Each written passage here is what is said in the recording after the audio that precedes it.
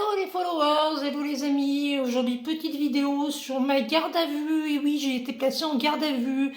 Étant femme battue, j'avais porté plainte contre mon ex pour violence conjugale forcément, et comme bien nombre de nos politiques qui ont des gros dossiers comme ça, il a porté plainte pour diffamation, donc j'ai été convoquée par des gendarmes, habitant à 6 km du commissariat à pied.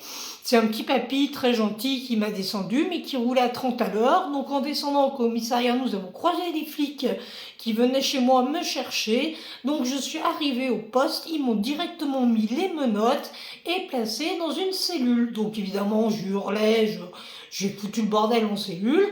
Donc ils m'ont emmené voir un médecin psychiatre pour savoir si j'étais capable de subir une garde à vue ou pas.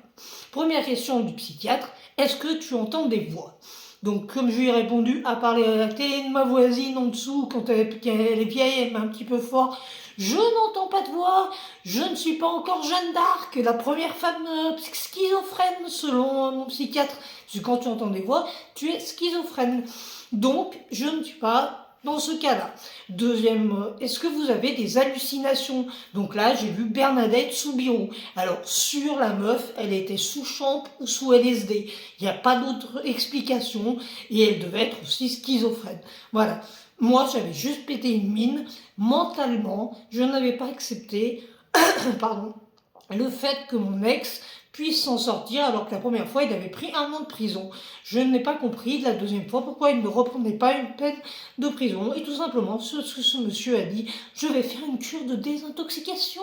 Et comme la première fois, la cure de désintox c'est du vent, c'est un rendez-vous 1 fois par mois chez le psychologue, et le mec il va bourrer, le psychologue est aussi bourré que lui, donc ça ne sert absolument à rien.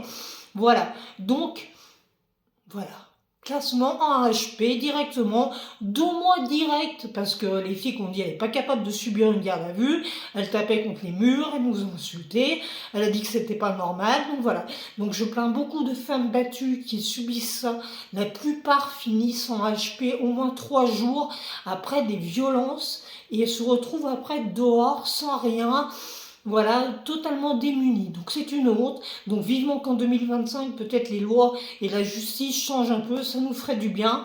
Donc en tout cas, voilà, donc c'était une petite preuve de comptoir pour aujourd'hui. Et je vous dis à demain. Ciao les followers!